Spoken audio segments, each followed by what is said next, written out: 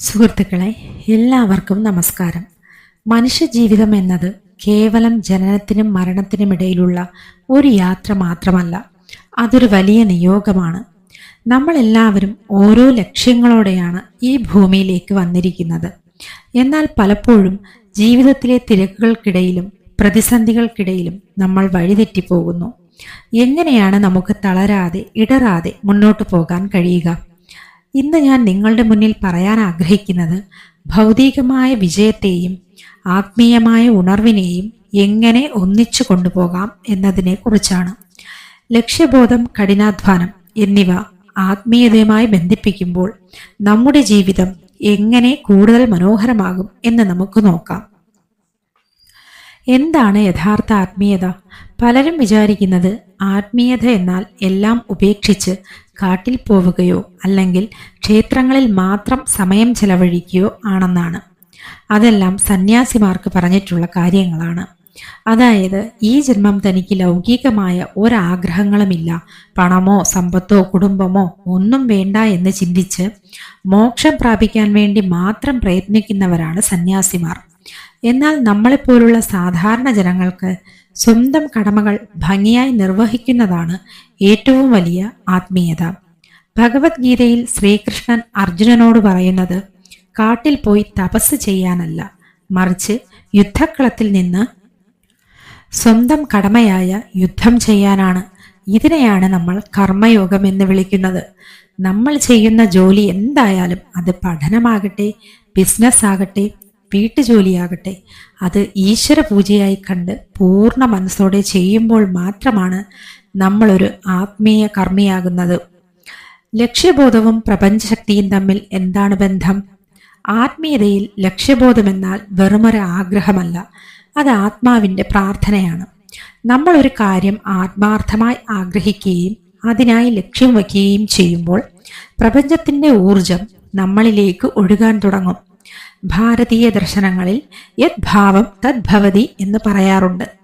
അതായത്, നമ്മളുള്ളിൽ എന്താണോ തീവ്രമായി ചിന്തിക്കുന്നത് അത് നമ്മുടെ ജീവിതത്തിൽ സംഭവിച്ചുകൊണ്ടിരിക്കും. നിങ്ങളുടെ ലക്ഷ്യം പോസിറ്റീവ് ആണെങ്കിൽ, അത് ആർക്കും ദോഷം വരുത്താത്തതാണെങ്കിൽ, ആ ലക്ഷ്യത്തിലേക്ക് നിങ്ങളെ എത്തിക്കാൻ ദൈവികമായ ഒരു ശക്തി നിങ്ങളുടെ കൂടെ ഉണ്ടാകും. നമ്മുടെ മനസ്സിനെ ഒരു തടാകത്തോട് ഉപമിക്കാം. തടാകത്തിലെ വെള്ളം ശാന്തമായിരിക്കുമ്പോൾ മാത്രമേ അതിൽ ചന്ദ്രന്റെ പ്രതിബിംബം വ്യക്തമായി കാണാൻ കഴിയൂ. അതുപോലെ നമ്മുടെ മനസ്സിനെ ആത്മീയ ചിന്തകൾ കൊണ്ട് ശാന്തമാക്കുമ്പോൾ മാത്രമേ നമ്മുടെ ലക്ഷ്യങ്ങളെക്കുറിച്ച് നമുക്ക് വ്യക്തത ഉണ്ടാവുകയുള്ളൂ. ലക്ഷ്യബോധം എന്നാൽ വെറുമൊരാഗ്രഹമല്ല സുഹൃത്തുക്കളെ, അത് നമ്മുടെ ആത്മാവിൻ്റെ ഏകാഗ്രതയാണ്. നമ്മൾ ഒരു കാര്യം ആത്മാർത്ഥമായി ആഗ്രഹിക്കുകയും അതിനായി ലക്ഷ്യം വയ്ക്കുകയും ചെയ്യുമ്പോൾ പ്രപഞ്ചത്തിൻ്റെ ഊർജം നമ്മളിലേക്ക് ഒഴുകാൻ തുടങ്ങും. നമ്മുടെ പുരാണത്തിൽ ഇതിനൊരു ഉദാത്തമായ ഉദാഹരണമുണ്ട്. മഹാഭാരതത്തിലെ ദ്രോണാചാര്യർ തൻ്റെ ശിഷ്യന്മാരായ കൗരവർക്കും പാണ്ഡവർക്കും ഒരു പരീക്ഷ നടത്താൻ തീരുമാനിച്ചു. അദ്ദേഹം ഒരു മരത്തിൻ്റെ കൊമ്പിൽ കൃത്രിമമായ ഒരു പക്ഷിയെ വച്ചു. എന്നിട്ട് ഓരോരുത്തരെയായി വിളിച്ച് ആ പക്ഷിയുടെ കണ്ണിലേക്ക് അമ്പെയ്യാൻ ആവശ്യപ്പെട്ടു. ആദ്യം വന്ന ധർമ്മപുത്രരോട് ദ്രോണർ ചോദിച്ചു, മകനെ, നീ ഇപ്പോൾ എന്താണ് കാണുന്നത്? ധർമ്മപുത്രർ പറഞ്ഞു, ഗുരുദേവ, ഞാൻ ആ പക്ഷിയെയും മരത്തെയും അങ്ങയെയും എൻ്റെ സഹോദരന്മാരെയും കാണുന്നുണ്ട്. ദ്രോണർ അദ്ദേഹത്തോട് മാറി നിൽക്കാൻ പറഞ്ഞു. പിന്നീട് ദുര്യോധനൻ വന്നു. ദുര്യോധനൻ പറഞ്ഞു, എനിക്ക് മരവും ഇലകളും ആകാശവും കാണാം. അദ്ദേഹത്തെയും ഗുരു മാറി നിൽക്കാൻ പറഞ്ഞു.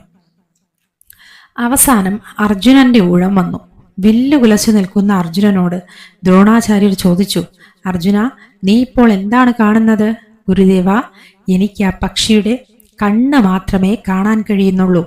അർജുനൻ അമ്പെയ്തു. അത് കൃത്യമായി പക്ഷിയുടെ കണ്ണിൽ തന്നെ തറച്ചു. നമ്മുടെ ജീവിതത്തിലും ഇതുപോലൊരു ഏകാഗ്രതയാണ് വേണ്ടത്. നമ്മളൊരു ലക്ഷ്യത്തിലേക്ക് നോക്കുമ്പോൾ ചുറ്റുമുള്ള തടസ്സങ്ങളോ പ്രതിസന്ധികളോ നമ്മെ പരിഹസിക്കുന്നവരെയോ കാണരുത്. പകരം നമ്മുടെ ലക്ഷ്യം മാത്രം കാണുക. അതുപോലെ വിജയത്തിലേക്കുള്ള വഴിയിൽ കഠിനാധ്വാനം ഒഴിച്ചുകൂടാനാകാത്തതാണ്. ആത്മീയതയിൽ കഠിനാധ്വാനം എന്നാൽ ഒരു യജ്ഞം ആണ്. നിങ്ങളുടെ വിയർപ്പ് തുള്ളികൾ ഈശ്വരന് സമർപ്പിക്കുന്ന പുഷ്പങ്ങളാണ്. ഭഗവത്ഗീതയിലെ ഏറ്റവും പ്രശസ്തമായ ശ്ലോകം ഓർക്കുക. കർമ്മണ്യേ വാ അധികാരസ്തേ മാ ഫലേഷു കദാചന. നിനക്ക് കർമ്മം ചെയ്യാൻ മാത്രമേ അധികാരമുള്ളൂ, അതിൻ്റെ ഫലത്തിൽ നീ ആശിക്കരുത്. ഇതിൻ്റെ അർത്ഥം നമ്മൾ ഫലം ആഗ്രഹിക്കാതെ മടിയന്മാരായി ഇരിക്കണമെന്നല്ല, മറിച്ച് ഫലത്തെക്കുറിച്ച്, അത് വിജയിക്കുമോ തോൽക്കുമോ എന്ന ഭയത്തെക്കുറിച്ച് ചിന്തിച്ച് സമയം കളയാതെ ഇപ്പോൾ ചെയ്യാനുള്ള ജോലിയിൽ 100% ശ്രദ്ധ സമർപ്പിക്കുക എന്നതാണ്. ഫലത്തെ ദൈവത്തിൽ സമർപ്പിക്കുക. ഈ മാനസികാവസ്ഥ നമ്മളെ വലിയൊരു ഭാരത്തിൽ നിന്ന് മോചിപ്പിക്കും. പരീക്ഷാ പേടിയും ബിസിനസ്സിലെ ടെൻഷനും മാറാൻ ഇതിലും വലിയൊരു ആത്മീയ ഔഷധമില്ല. പരാജയങ്ങളെ ആത്മീയമായി എങ്ങനെ നേരിടാം? ജീവിതത്തിൽ തടസ്സങ്ങളും പരാജയങ്ങളും ഉണ്ടാകുമ്പോൾ സാധാരണ മനുഷ്യൻ തകർന്നു പോകുന്നു. എന്നാൽ ആത്മീയ ബോധമുള്ള ഒരാൾ പരാജയങ്ങളെ കാണുന്നത് ദൈവത്തിൻ്റെ മറ്റൊരു പദ്ധതിയായിട്ടാണ്. നമ്മൾ ആഗ്രഹിച്ച ഒരു കാര്യം നടന്നില്ലെങ്കിൽ അതിനർത്ഥം ദൈവം നമുക്കായി ഇതിലും വലിയ മറ്റെന്തോ കരുതി വച്ചിട്ടുണ്ട് എന്നാണ്. ആത്മീയത നമ്മളെ ക്ഷമ, സമർപ്പണം എന്നിവ പഠിപ്പിക്കുന്നു. ഇരുട്ടില്ലെങ്കിൽ വെളിച്ചത്തിന് ഭംഗിയില്ല. അതുപോലെ പരാജയങ്ങളില്ലെങ്കിൽ വിജയത്തിന് മധുരമില്ല. വീഴ്ചകളെ ആത്മീയമായ പാകപ്പെടലിനുള്ള അവസരങ്ങളായി കാണാൻ നമുക്ക് സാധിക്കണം.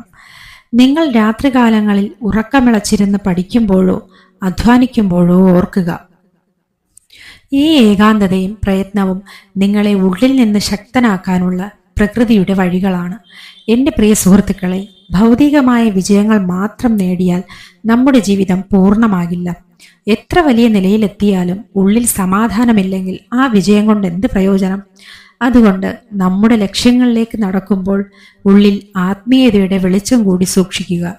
അധ്വാനം നിങ്ങളുടെ കൈകളിലും പ്രാർത്ഥന നിങ്ങളുടെ ചുണ്ടുകളിലും ശുഭാപ്തി വിശ്വാസം നിങ്ങളുടെ മനസ്സിലുമുണ്ടാകട്ടെ. കഠിനമായി അധ്വാനിക്കുക, ഫലം പ്രപഞ്ചശക്തിക്ക് വിട്ടു നൽകുക. ഈ ഒരു ആത്മീയ ചിന്താഗതി നിങ്ങളെ വിജയത്തിന്റെ കൊടുമുടിയിൽ എത്തിക്കുക മാത്രമല്ല, നിങ്ങളുടെ മനസ്സിന് ശാന്തിയും തരും. ഭഗവത്ഗീതയിലും പറയുന്നത് ഇതാണ്: സ്വകർമ്മണ തമഭ്യർച്ച സിദ്ധിം വിന്ദതി മാനവഃ. തൻ്റെ കർമ്മം കൊണ്ട് ഈശ്വരനെ അർച്ചിക്കുന്ന മനുഷ്യൻ സിദ്ധി കൈവരിക്കുന്നു. അതുകൊണ്ട് നമ്മുടെ ലക്ഷ്യത്തിലേക്കുള്ള അധ്വാനത്തെ ഭാരമായി കാണാതെ ഈശ്വര ആരാധനയായി കാണുക. വിജയം നിശ്ചയം. നന്ദി സുഹൃത്തുക്കളെ.